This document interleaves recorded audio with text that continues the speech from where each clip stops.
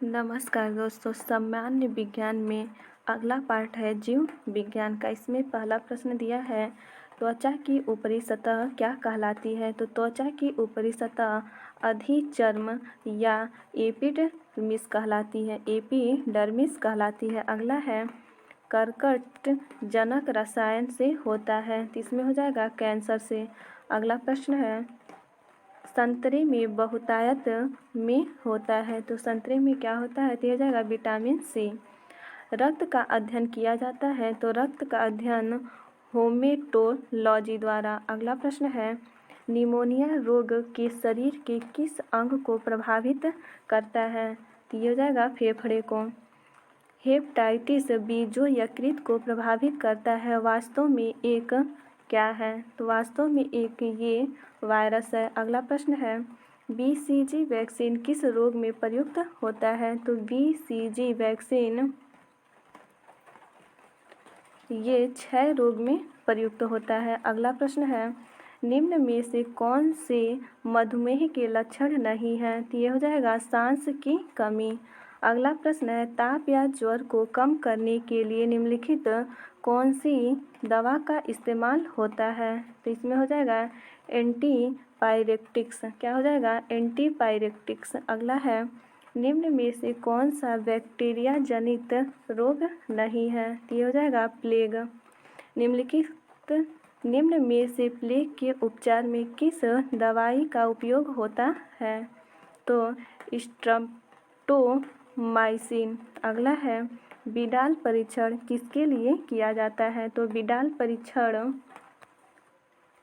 Typhoid के लिए किया जाता है। विडाल परीक्षण किसके लिए किया जाता है, तो इसमें हो जाएगा टाइफाइड के लिए। अगला प्रश्न है, किसी वर्णांध व्यक्ति को निम्नलिखित रंगों में किस रंग को पहचानने में कठिनाई होती है, तो ये हो जाएगा हरा और लाल। आगे है, निम्नलिखित में से कौन सी बीमारी प्रायः दुग्ध द्वारा फैलती है, ये हो जाएगा क्षय रोग। अगला है, क्षय रोग से बच्चों को सुरक्षित रखने के लिए कौन सा टीका दिया जाता है, तो ये हो जाएगा बीसीजी। अगला है, कैंसर की ट्यूमर के उपचार के लिए किस रेडियो आइसोटोप या समस्थानिक का प्रयोग किया जाता है, तो ये हो जाएगा CO60। ए ऑप्शन सही हो जाएगा। अगला है, निम्नलिखित में से उस विटामिन की कमी से विकार का चयन करें जिसमें मुंह, गले, पैर के निचले हिस्से एवं पैर के पंजों में लाल रंग के धब्बे उत्पन्न होते हैं, तो हो जाएगा पेलाग्रा। अगला है, निम्नलिखित में से किस वैज्ञानिक ने चेचक हेतु टीके की खोज की थी, तो इसमें हो जाएगा एडवर्ड जेनर। निम्नलिखित में से कौन सा मच्छर से उत्पन्न रोग नहीं है, तो हो जाएगा दाद।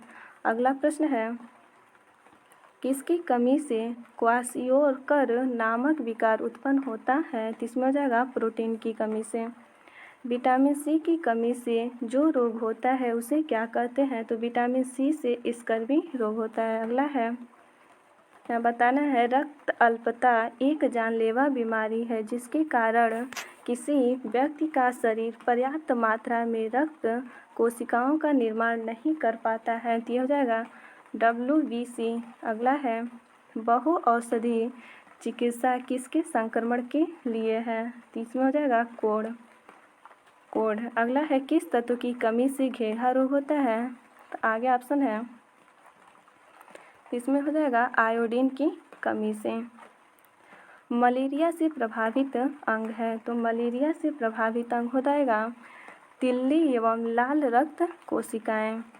निम्नलिखित में से कौन सा रोग दूषित जल सेवन से होता है, इसमें हो जाएगा हैजा। अगला प्रश्न है, ट्रैकोमा द्वारा कौन सा अंग प्रभावित होता है, तो हो जाएगा आँखें।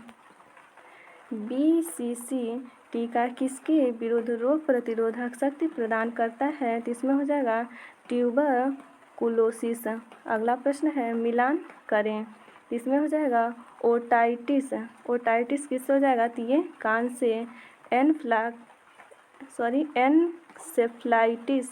एनसेफ्लाइटिस हो जाएगा दिमाग से। और ये कान का हो जाएगा एन्सेफलाइटिस, इसमें हो जाएगा दिमाग का, और लेरिंगाइटिस ये गला का हो जाएगा, और हेपेटाइटिस ये यकृत का हो जाएगा। तो इसमें आपका 2, 4, 1 और 3 डी ऑप्शन सही हो जाएगा। अगला प्रश्न है, रक्त कैंसर हो जाता है तो रक्त कैंसर ल्यूकेमिया द्वारा क्या हो जाएगा, ल्यूकेमिया। अगला है, निम्नलिखित में से कौन सा जीव एक कोलानियल के स्वरूप में रहता है, तो इसमें हो जाएगा वाल्वॉक्स। निम्न में से कौन सा पूर्णतः जड़ परजीवी का एक उदाहरण है, तो ये हो जाएगा ओरोबैंकी। काफ़ी सिफारिश की जाने वाली खाद्य पदार्थ ब्रोकोली सब्जियों के किस परिवार से संबंधित है, तो ये हो जाएगा फूल गोभी से। अगला प्रश्न है, खरपतवार फलारिस माइनर किस प्रजाति या कुल से संबंधित है, तो ये हो जाएगा ग्रैमिनी। अगला है, निम्नलिखित में से वह पौधा कौन सा है जो अपने भोजन के लिए कीटों को पकड़ लेता है, तो ये हो जाएगा यूट्रिकुलेरिया। अगला है, निम्न में से कौन सा भ्रूणपोषी बीज नहीं है, तो भ्रूणपोषी बीज चना नहीं है। मशरूम किसके उदाहरण हैं, तो मशरूम फंजाई या कवक के। वायु कोष उपस्थित होते हैं, तो वायु कोष जलोदभिद में। स्पंज गुहा किस जंतु संघ का विशिष्ट लक्षण है, तो ये हो जाएगा ओरीपोरा। अगला है, रोजा हिबिस्कस किसका वैज्ञानिक नाम है, तो ये हो जाएगा गुड़हल का। अगला प्रश्न है, हेरोइन जो नशीली दवाओं के दुरुपयोग के लिए जिम्मेदार प्रमुख रसायनों में से एक है, निम्न में से किससे प्राप्त होती है, तो ये हो जाएगा पोस्ता। अगला है, इनमें से कौन सी फसल एक फलीदार फसल है, तो ये हो जाएगा दालें। पौधे के किस भाग से हल्दी प्राप्त होती है, तो पौधे के तने भाग से हल्दी प्राप्त होता है। निम्न में से कौन सा तना है, तो इसमें हो जाएगा अदरक क्या है, तना है। अगला प्रश्न है, वाष्पीकरण की प्रक्रिया के बारे में निम्नलिखित में से कौन सही है, तो कौन सा सही है, तो ये हो जाएगा यह सतह के क्षेत्र में वृद्धि होने पर बढ़ती है। जल चक्र के दौरान वाष्पीकरण की प्रक्रिया में एक पौधे का निम्नलिखित में से कौन सा हिस्सा शामिल होता है, तो ये हो जाएगा पत्तियाँ। अगला है, पादपों में निम्नलिखित में से किस प्रक्रिया द्वारा खुले हुए खनिजों और जल को जड़ों से पत्तियों तक ऊपर की ओर गति करने में मदद मिलती है, तो ये हो जाएगा वाष्पोत्सर्जन। अगला प्रश्न है, निम्नलिखित में से कौन सी प्रक्रिया जल चक्र में शामिल प्रक्रिया का एक हिस्सा नहीं है, तो वाष्पीकरण। अगला है, वाष्पीकरण की प्रक्रिया के बारे में निम्नलिखित में से कौन सा कथन सही है, तो हो जाएगा द्रव अवस्था गैसीय अवस्था में बदल जाता है। किस प्रक्रिया के द्वारा सौर गतिज ऊर्जा कार्बोहाइड्रेट की रासायनिक ऊर्जा में बदल जाती है, तो हो जाएगा प्रकाश संश्लेषण। अगला है, प्रकाश संश्लेषण की प्रक्रिया में प्रकाश ऊर्जा बदलती है, तो इसमें हो जाएगा रासायनिक ऊर्जा में। अगला है, पौधों की पत्तियों के बहुत छोटे छिद्रों अथवा स्टोमेटा के जरिए पानी के वाष्पीकरण को क्या कहते हैं, तो यह हो जाएगा ट्रांसपीरेशन। अगला प्रश्न है, निम्नलिखित किसके द्वारा ऊर्जा प्रकाश प्रतिक्रिया से अंधकार प्रतिक्रिया में स्थानांतरित होती है, तो हो जाएगा ATP। अगला प्रश्न है, पौधों में मूल रोमों द्वारा जल किस प्रक्रिया से अवशोषित किया जाता है, वह कहलाती है, तो ये हो जाएगा परासरण। अगला है, क्रेब चक्र का दूसरा नाम है, तो क्रेब चक्र का दूसरा नाम हो जाएगा सिट्रिक एसिड चक्र।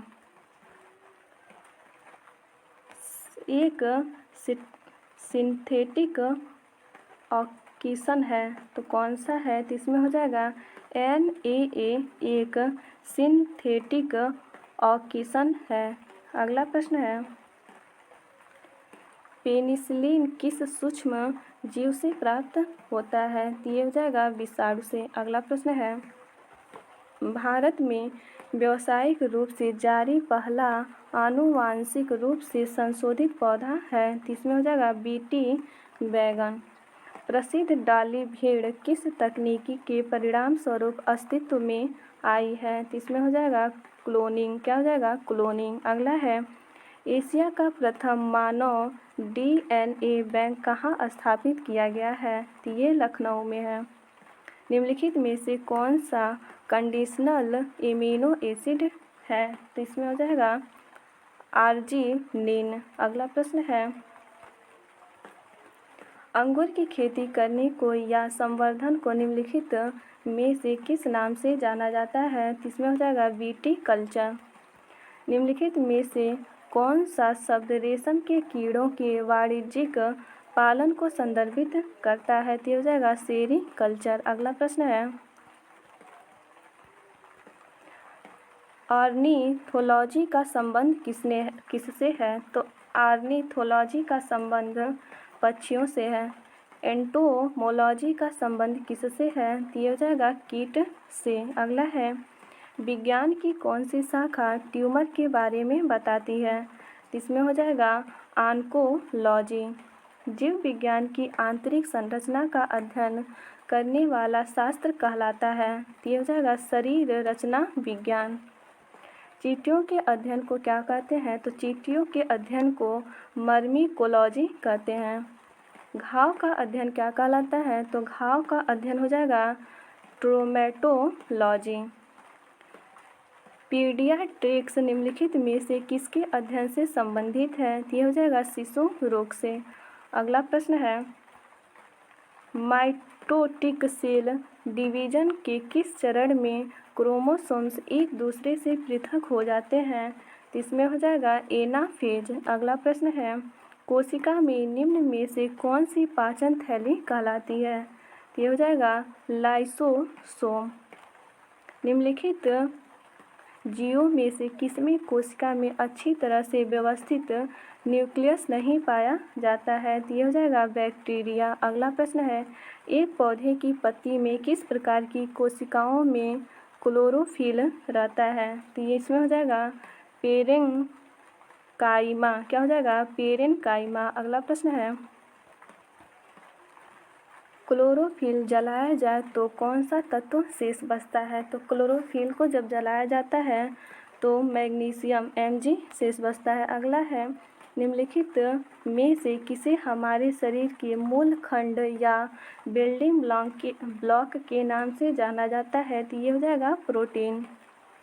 पर्याप्त मात्रा में कार्बोहाइड्रेट प्राप्त करने के लिए व्यक्ति को पर्याप्त मात्रा में क्या खाना चाहिए, तो इसमें हो जाएगा चावल। अगला है दो या दो से अधिक लोकाय के एलीलों के बीच अंतःक्रिया को किस प्रकार जाना जाता है, तो इसमें हो जाएगा एपिस्टोसिस। क्या हो जाएगा? एपिस्टोसिस। अगला है अनुलेखन के दौरान डीएनए का वह स्थान जहां आरएनए पॉलीमरेज जुड़ता है कहलाता है, तो क्या कहलाता है, तो हो जाएगा प्रोमोटर।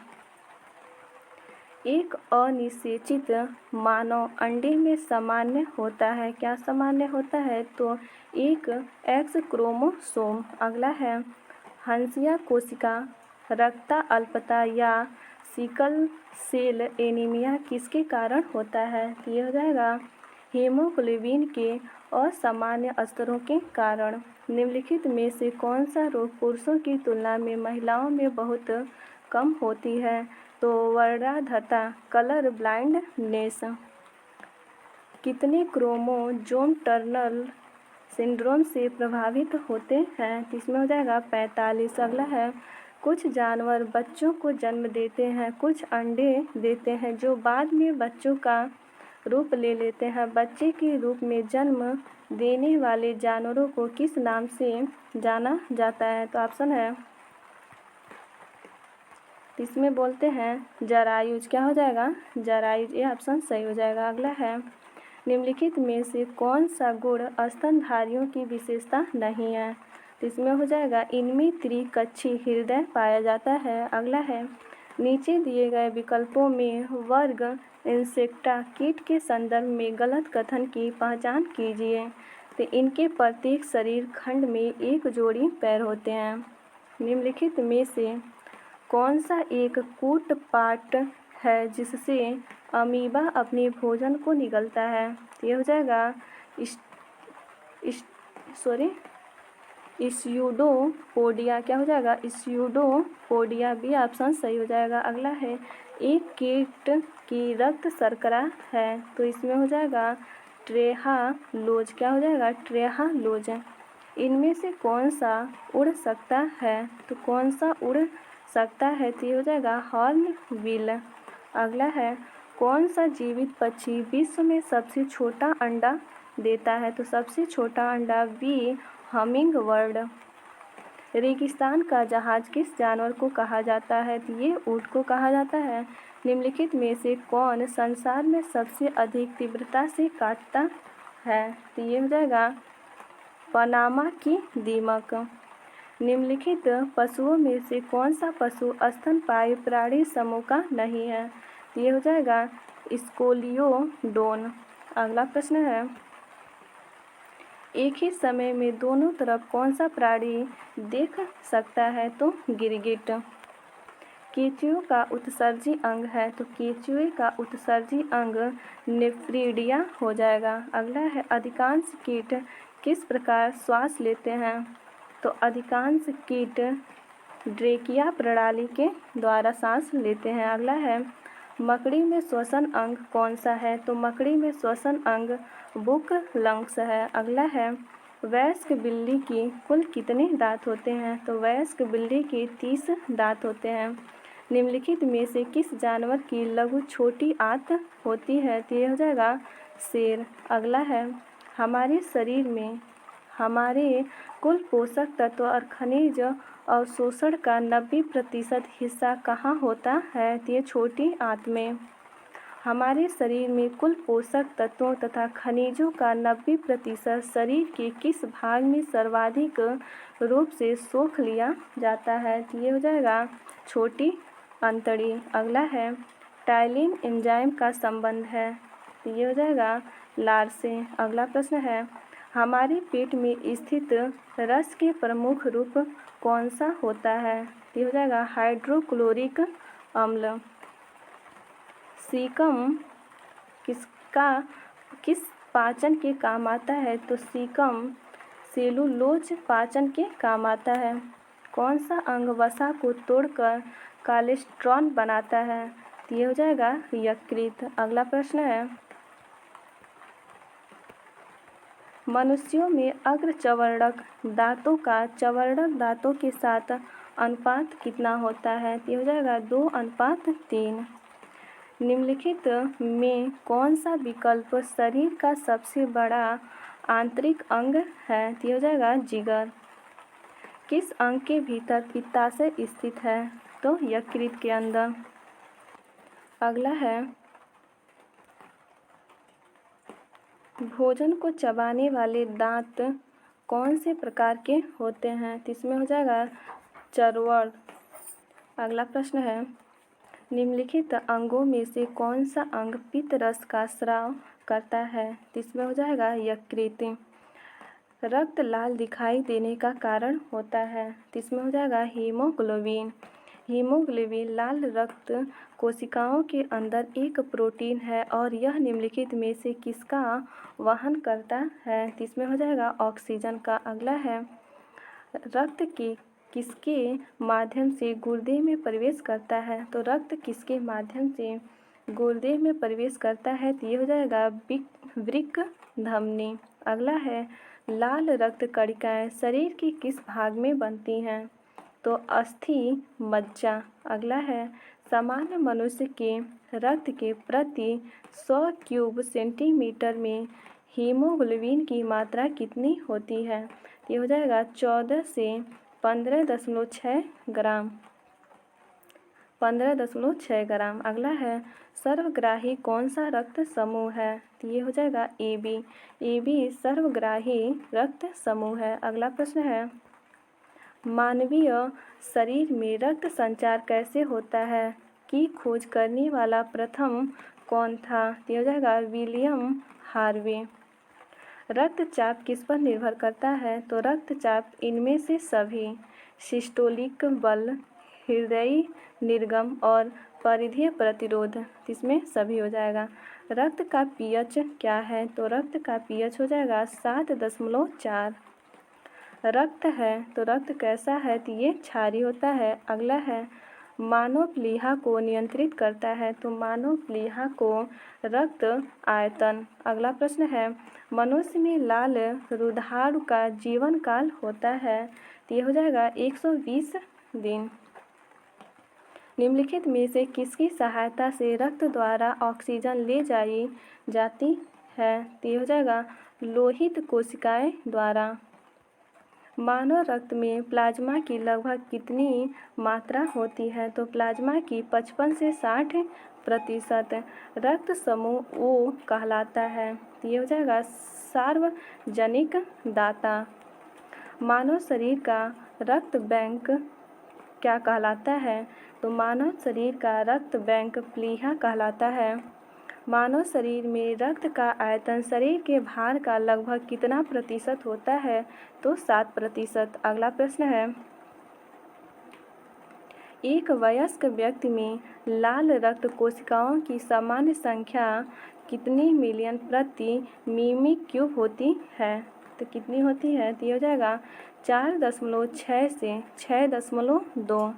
अगला प्रश्न है मानव हृदय का सबसे बड़ा और सबसे मजबूत कक्ष होता है, तो कौन सा होता है? तो बायां निलय। उपवास के बाद रक्त शर्करा का स्तर कितने होने की स्थिति में प्रीडायबिटीज माना जाता है? डायबिटीज माना जाता है, तो ये हो जाएगा 100 से 125। अगला है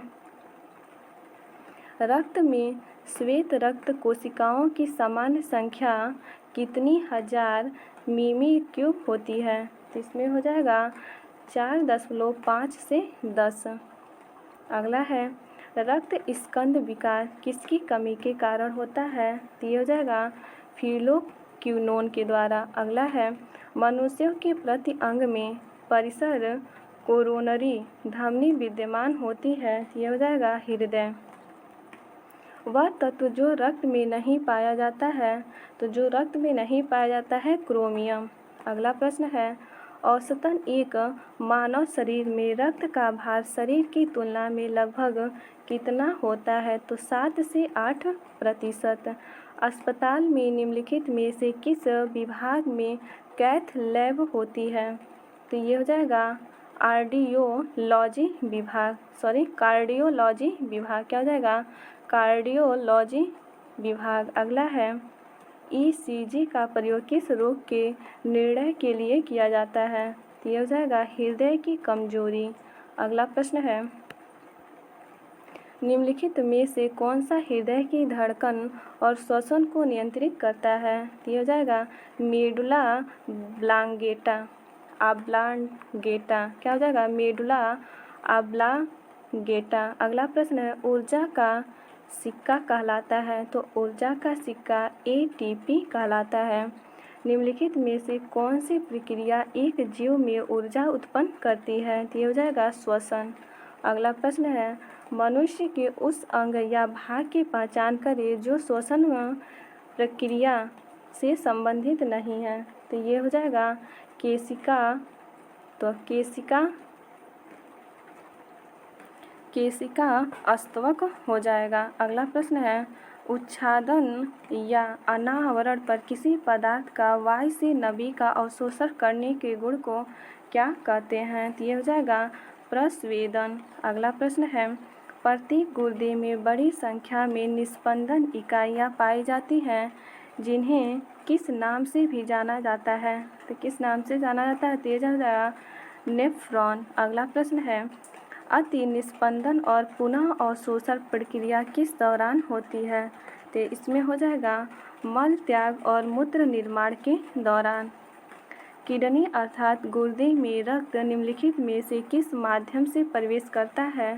तो इसमें हो जाएगा अंतः प्रकोष्ठिका धमनी द्वारा। अगला है मनुष्यों में यूरिया किस में बनता है? तो मनुष्यों में यूरिया यकृत में बनता है। अगला है मूत्र का असामान्य घटक है। तो मूत्र का असामान्य घटक एल्बुमिन हो जाएगा। अगला है यकृत के विसरण के दूसरे चरण के दौरान यहाँ बताना है किसके अणु अपशिष्टों के साथ संलग्न हो जाता है और उन्हें शरीर के बाहर निकाल देते हैं। तो इसमें हो जाएगा प्रोटीन। अगला प्रश्न है निम्नलिखित में से कौन सी तंत्रिका तंत्र की मूल संरचनात्मक और कार्यात्मक इकाई है? तो ये हो जाएगा न्यूरॉन। अगला प्रश्न है निम्नलिखित में से कौन सा मेरु रज्जु का एक महत्वपूर्ण कार्य है? तो एक महत्वपूर्ण कार्य हो जाएगा प्रतिवर्ती क्रियाओं का नियंत्रण। मनुष्य में कितनी जोड़ी कपाल तंत्रिकाएं होती हैं? तो ये हो जाएगा 12। निम्न में से कौन सा अग्र मस्तिष्क का हिस्सा नहीं है? तो इसमें हो जाएगा मेड्यूला। अगला प्रश्न है निम्नलिखित में से कौन सा तंत्रिका तंत्र फाइबर से बना है जो प्रतिबिंब क्रियाओं में मध्यस्थता करता है और जो मस्तिष्क के आवेगों का आदान प्रदान करता है? तो इसमें हो जाएगा मेरुदंड। मनुष्य में कितनी जोड़ी स्पाइनल तंत्रिकाएं होती हैं? तो यह हो जाएगा 31 जोड़ी। रेटिना पर नेत्र द्वारा निर्मित प्रतिबिंब होता है। तो यह हो जाएगा वास्तविक, उल्टा और छोटा। अगला है मानव शरीर में सबसे बड़ी अस्थि कौन सी है? तो सबसे बड़ी हो जाएगी उर्विका। अगला प्रश्न है हथेली में पाई जाने वाली हड्डी का नाम क्या है? तो ये हो जाएगा मेटाकार्पल्स। अगला है निम्नलिखित में से कौन मानव शरीर की सबसे छोटी हड्डी है? तो सबसे छोटी हड्डी स्टेपीज हो जाएगा। आर्थोपेडिस्ट जिस प्रकार हड्डियों से संबंधित है उसी प्रकार कीरापडिस्ट किससे संबंधित है? तो ये हो जाएगा पाँव से। अगला है अवटु या थायराइड ग्रंथि के सामान्य कामकाज के लिए आहार में निम्नलिखित में से किसका सेवन करना जरूरी है? तो ये हो जाएगा आयोडीन का। सबसे बड़ी अंतःस्रावी ग्रंथि है। तो सबसे बड़ी अंतःस्रावी ग्रंथि अवटु ग्रंथि हो जाएगा। अगला प्रश्न है निम्नलिखित में से कौन सा हार्मोन शरीर में कार्बोहाइड्रेट, प्रोटीन और वसा उपापचय को नियंत्रित करता है ताकि विकास के लिए शरीर को इनका सबसे अच्छा संतुलन प्राप्त किया जा सके? तो ये हो जाएगा थायरोक्सिन। अगला प्रश्न है थायराइड ग्रंथि के सामान्य कामकाज के लिए निम्नलिखित पोषक तत्वों में से कौन सा आवश्यक है? तो ये हो जाएगा आयोडीन। अगला प्रश्न है किस हार्मोन का उपयोग तृणनाशक के रूप में किया जाता है? तो इसमें हो जाएगा 2,4-D। क्या हो जाएगा 2,4-D। अगला है पीयूष ग्रंथि पाई जाती हैं। तो पीयूष ग्रंथि कहाँ पाई जाती हैं? तो ये हो जाएगा मस्तिष्क के नीचे। एक ग्रंथि जिसमें अंतःस्रावी और बहिःस्रावी दोनों कार्य करते हैं। तो ये हो जाएगा अग्नाशय में। अगला है हार्मोन इंसुलिन हमारे शरीर में किस ग्रंथि द्वारा निर्मित होता है? तो ये हो जाएगा अग्नाशय द्वारा। निम्नलिखित में से कौन सा स्त्रीलिंग हार्मोन है?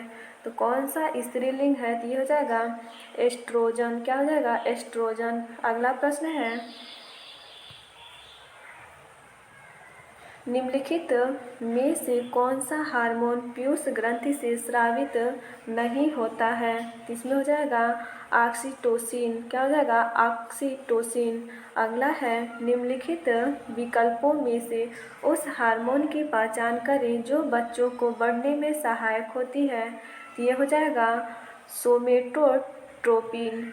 अगला है इंसुलिन एक प्रकार का है। तो इंसुलिन एक प्रकार का हार्मोन है। अगला प्रश्न है इंसुलिन के अतिस्रवण से कौन सा रोग होता है? इससे हाइपोग्लाइसीमिया होता है। अगला है भ्रूण के किस चरण में शरीर के सभी अंगों की पहचान की जा सकती है? तो ये हो जाएगा फीटस। क्या हो जाएगा? फीटस। अगला है निम्नलिखित में से कौन सा सांस मानवीय पुरुष प्रजनन प्रणाली का हिस्सा नहीं है? तो ये हो जाएगा डिंब वाहिनी नली। अगला प्रश्न है फेलोपियन ट्यूब को काटना और बांधना कहलाता है? तो ये हो जाएगा ट्यूब टेक्टोमी। क्या हो जाएगा? ट्यूब टेक्टोमी कहलाता है। वसा में घुलने वाले विटामिन के कितने प्रकार उपलब्ध हैं? ये 4 प्रकार के होते हैं। अगला है निम्नलिखित में से कौन सा विकल्प ऑक्सैलिक एसिड का स्रोत है? तो इसमें हो जाएगा टमाटर। अगला प्रश्न है निम्नलिखित में से किस विकल्प के जरिए हमारे शरीर को एमिनो एसिड प्राप्त होता है? तो हो जाएगा प्रोटीन। अगला प्रश्न है निम्नलिखित में से किस विटामिन को एस्कॉर्बिक एसिड कहा जाता है? तो एस्कॉर्बिक एसिड विटामिन सी को कहा जाता है। निम्नलिखित में से कौन सा विकल्प माइक्रोन्यूट्रिएंट है? इसमें हो जाएगा नाइट्रोजन। अगला प्रश्न है खाना बनाते समय निम्नलिखित में से कौन सा विटामिन अत्यधिक ताप के कारण आसानी से नष्ट हो जाता है? तो ये हो जाएगा विटामिन सी। निम्नलिखित में से किस खाद्य पदार्थ में उच्चतम प्रति ग्राम कैलोरी मान होता है? तो इसमें हो जाएगा घी में। अगला प्रश्न है हमारे भोजन आहार का प्रोटीन घटक मुख्य रूप से किसके लिए उत्तरदायी है? तो इसमें हो जाएगा वृद्धि और मरम्मत के लिए। बढ़ते बच्चे के लिए आहार में वसा और शुगर का कितना प्रतिशत अनुशंसित किया गया है? तो ये हो जाएगा 7%। अगला है संयुक्त राज्य अमेरिका कृषि विभाग दिशा निर्देशों के अनुसार 30 साल से अधिक उम्र के निष्क्रिय पुरुषों और महिलाओं को प्रतिदिन कितने कैलोरी खुराक का सेवन करना चाहिए? तो ये हो जाएगा 1600 से 2400 कैलोरी। सी ऑप्शन सही हो जाएगा। अगला है निम्नलिखित में से कौन सा फास्फोरस का एक प्रमुख स्रोत है? तो ये हो जाएगा दूध का। पोषक तत्वों की 6 श्रेणियां हैं कार्बोहाइड्रेट, प्रोटीन, वसा, विटामिन और खनिज। और कौन सा है? तो इसमें हो जाएगा पानी। अगला प्रश्न है आलू निम्नलिखित में से किसका एक प्रमुख स्रोत है? तो आलू कार्बोहाइड्रेट का स्रोत है। अगला है किसमें प्रतिऑक्सीकारक और एंटी इंफ्लेमेटरी गुण होते हैं जो मानव शरीर को स्वस्थ रखने में सहायक होते हैं? तो ये हो जाएगा फाइटो न्यूट्रिएंट्स। अगला प्रश्न है विश्व स्वास्थ्य संगठन WHO की संतुलित आहार की सलाह के अनुसार अस्वास्थ्यकर वजन बढ़ने से बचने के लिए कुल वसा कुल ऊर्जा सेवन का कितना प्रतिशत अधिक नहीं होना चाहिए?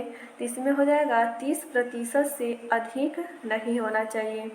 अगला है प्रोटीन के कितने पोषक तत्वों में से एक है जो कैलोरी प्रदान करते हैं? तो ये हो जाएगा 3। अगला है national health service NHS UK और US डिपार्टमेंट ऑफ एग्रीकल्चर के अनुसार वयस्क सक्रिय व्यक्ति का कैलोरी सेवन क्या होना चाहिए? तो ये हो जाएगा 2500 कैलोरी। अगला है भोजन के किस अवयव का सकल कैलोरीफिक मान सर्वाधिक होता है? तो ये हो जाएगा वसा में। अगला है कौन सा भोजन तुरंत शक्ति प्रदान करता है? तो तुरंत शक्ति ग्लूकोज से प्रदान होता है। निम्नलिखित में से किसे नियासिन के नाम से भी जाना जाता है? तो नियासिन के नाम से विटामिन B3 को जाना जाता है। अगला है निम्नलिखित में से कौन सा विटामिन सी का एक अच्छा स्रोत है? तो सी का सबसे अच्छा स्रोत हरी फूल गोभी। निम्नलिखित विटामिनों में से किसे धूप के विटामिन कहा जाता है क्योंकि शरीर सूर्य के प्रकाश की उपस्थिति में इसे संश्लेषित करने में सक्षम होता है। तो यह हो जाएगा विटामिन डी। अगला है, निम्नलिखित में से कौन सा विटामिन मुख्य रूप से पशु उत्पादों में विशेष रूप से सांस और डेयरी उत्पादों में पाया जाता है? तो इसमें हो जाएगा B12। वसा में घुलनशील विटामिन है, तो वसा में घुलनशील विटामिन ए, डी, ई और के है, तो सी ऑप्शन सही हो जाएगा। अगला है, निम्नलिखित में से कौन सा विटामिन पानी में घुलनशील है? तो पानी में घुलनशील विटामिन हो जाएगा सी। अगला प्रश्न है, निम्नलिखित में से कौन सा विटामिन ए का एक अच्छा स्रोत है? तो ए का अच्छा स्रोत, विटामिन ए का अच्छा स्रोत हो जाएगा मछली का तेल। निम्नलिखित में से किसे कोबालामिन के नाम से भी जाना जाता है? तो किसे कोबालामिन के नाम से जानते हैं? तो ये हो जाएगा विटामिन B12।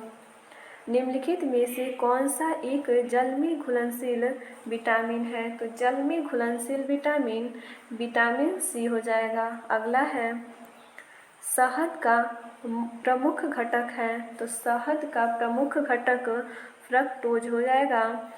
रक्त के जमने या थक्का में कौन सा विटामिन मदद करता है? तो इसमें हो जाएगा विटामिन के। अगला है, विटामिन सी का रासायनिक नाम क्या है? तो विटामिन सी का रासायनिक नाम एस्कॉर्बिक अम्ल होता है। दालें किसका अच्छा स्रोत होती हैं? तो दालें प्रोटीन का एक अच्छा स्रोत है। अगला है, वसा में घुलनशील विटामिन कौन सा नहीं है? तो वसा में घुलनशील विटामिन विटामिन बी और सी नहीं है। किण्वन प्रक्रिया द्वारा उत्पादित पहला विटामिन कौन सा है? तो ये हो जाएगा विटामिन सी। अगला प्रश्न है, विटामिन ई से संबंधित कौन सा रासायनिक पदार्थ है? तो विटामिन ई से संबंधित टोकोफेरॉल हो जाएगा। सोयाबीन में क्या ज़्यादा पाया जाता है? तो सोयाबीन में सबसे ज़्यादा क्या पाया जाता है? तो ये हो जाएगा सोयाबीन में प्रोटीन पाया जाता है। अगला है, संतुलित आहार में भोजन के किस अवयव से अधिकतम ऊर्जा प्राप्त होती है? तो ये हो जाएगा लिपिड। अगला प्रश्न है,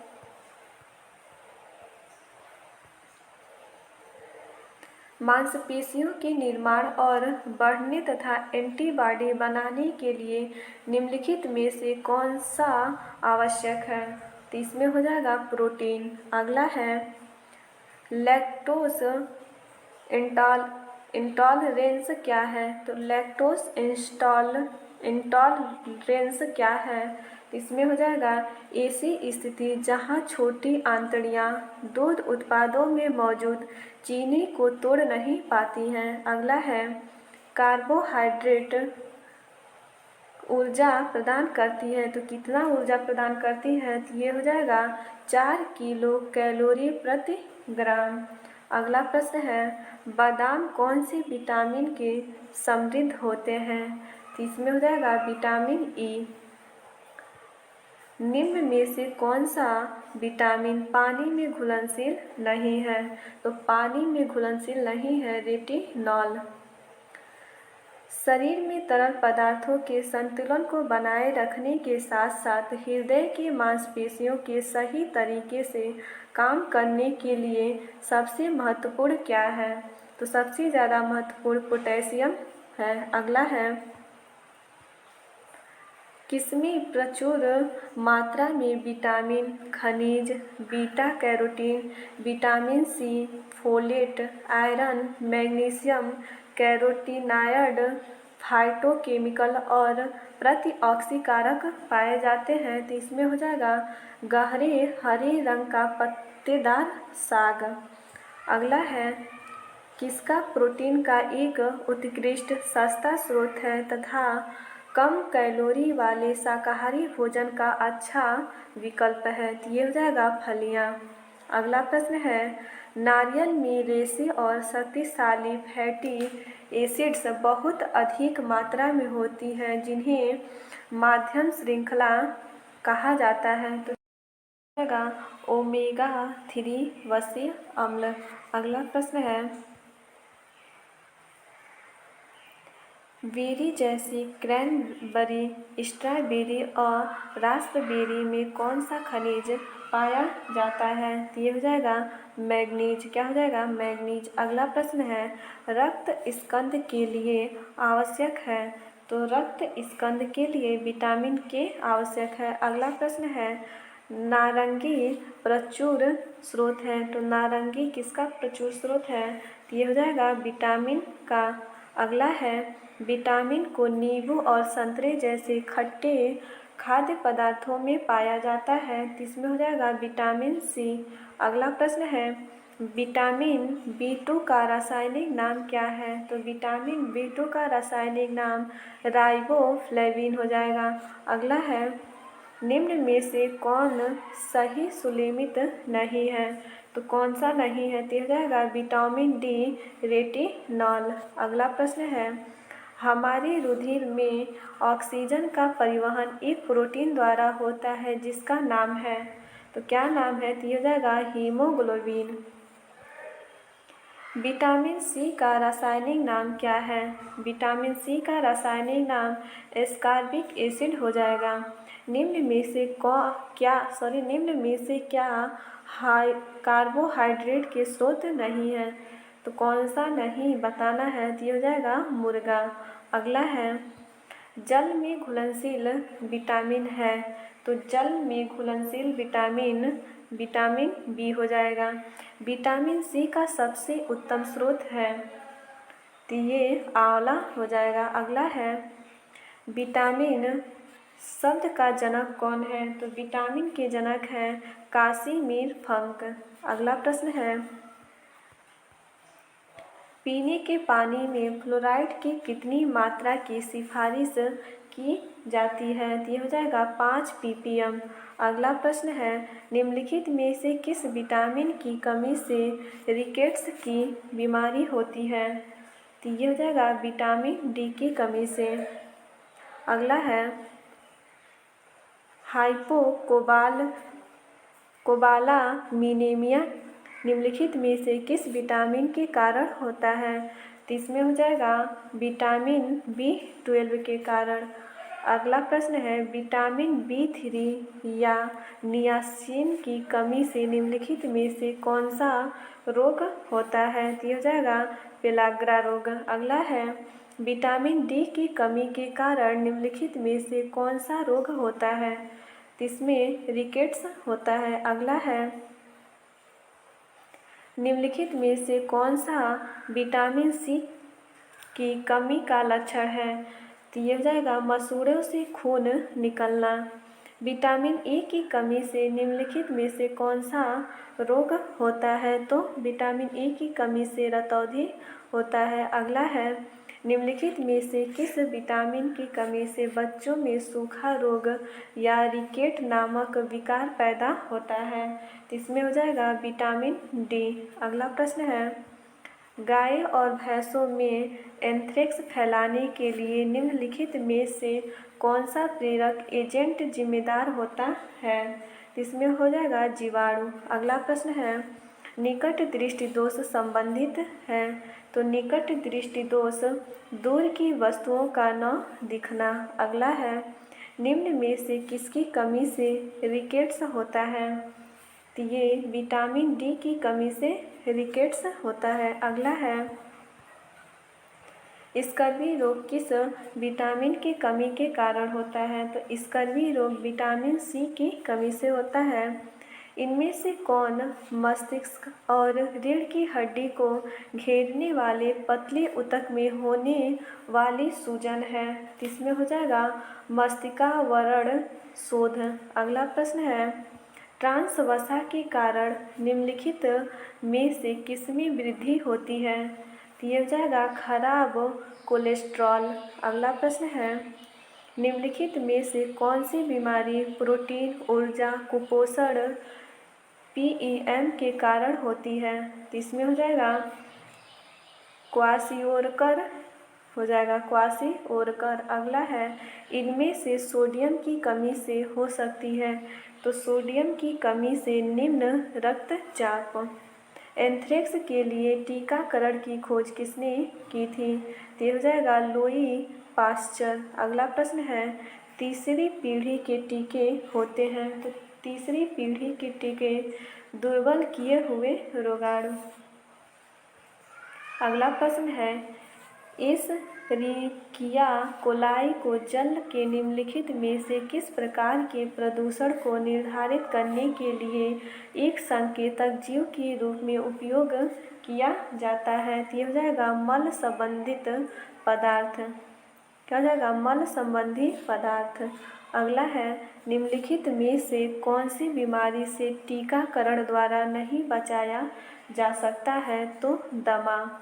अगला है निम्नलिखित में से कौन सा रक्त अल्पता या एनीमिया खास का लक्षण नहीं है? इसमें हो जाएगा मसूड़ों से रक्तस्राव। अगला प्रश्न है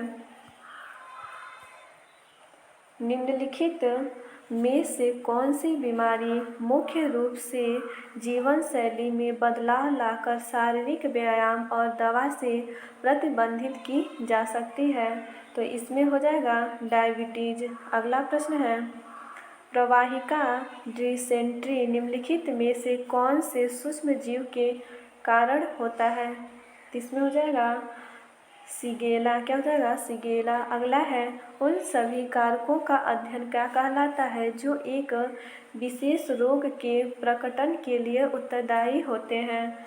तो ये हो जाएगा एपिडेमियोलॉजी। अगला प्रश्न है सामान्य सर्दी जुकाम के विरुद्ध टीकाकरण अधिक प्रभावी क्यों नहीं होता है?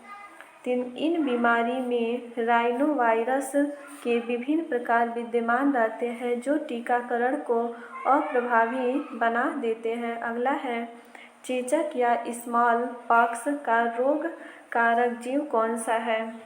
इसमें हो जाएगा वेरियोला विषाणु।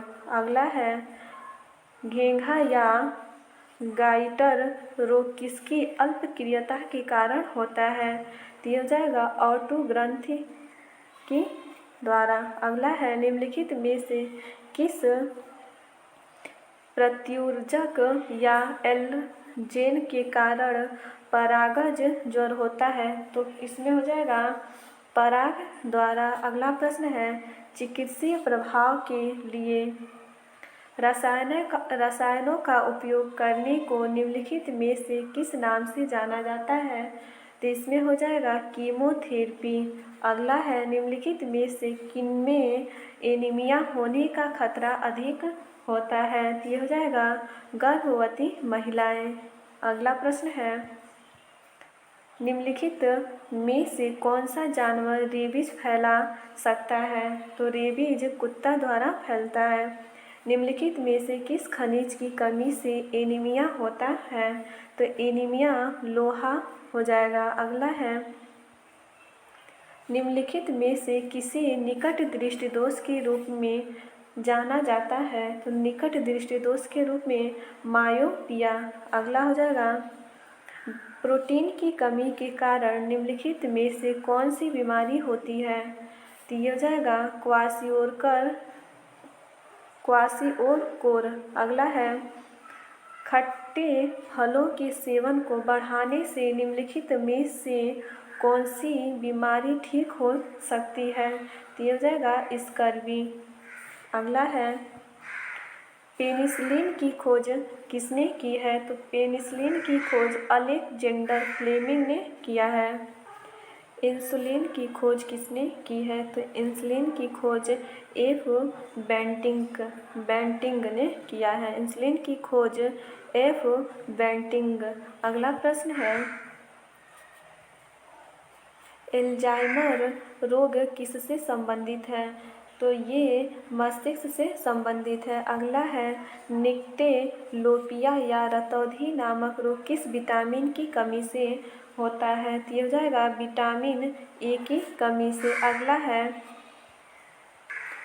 जिसमें एक व्यक्ति किसी विशेष रंग की पहचान करने में विफल रहता है, उस रोग को क्या कहा जाता है? तो ये हो जाएगा वर्णांधता। अगला प्रश्न है, निम्नलिखित में से किसका प्रशांतक औषध के रूप में प्रयोग किया जाता है? तो ये हो जाएगा वैलियम। अगला प्रश्न है, हैजा रोग से शरीर का कौन सा अंग प्रभावित होता है? तो इसमें हो जाएगा आंत। क्या हो जाएगा? आंत। अगला प्रश्न है, मलेरिया की दवा कोनैन किस वृक्ष से प्राप्त की जाती है? तो ये हो जाएगा सिनकोना। अगला है, रक्त में निम्न की अधिकता से ब्लू बेबी सिंड्रोम नामक बीमारी होती है?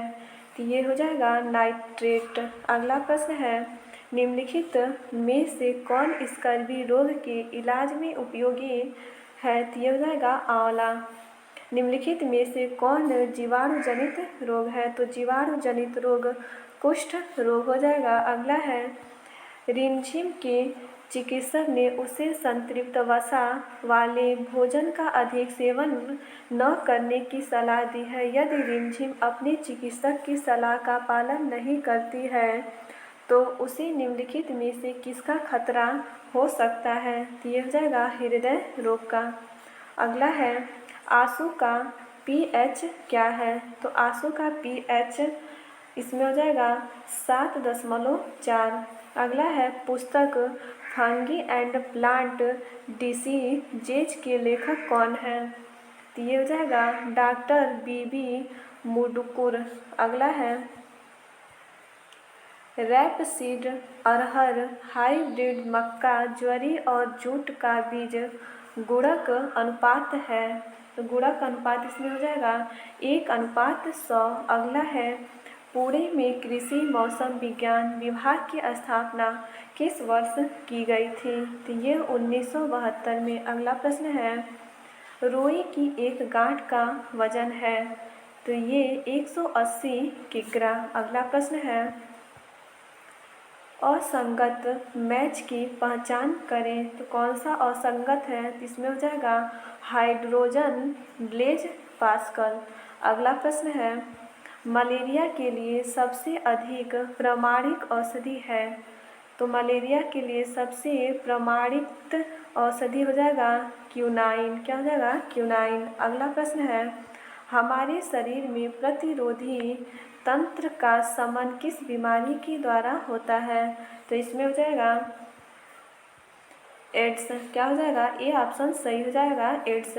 मलेरिया परजीवी का नाम है? तो मलेरिया परजीवी का नाम प्लाज्मोडियम हो जाएगा। अगला है, मलेरिया रोग से शरीर का कौन सा अंग प्रभावित होता है? तो ये हो जाएगा प्लीहा।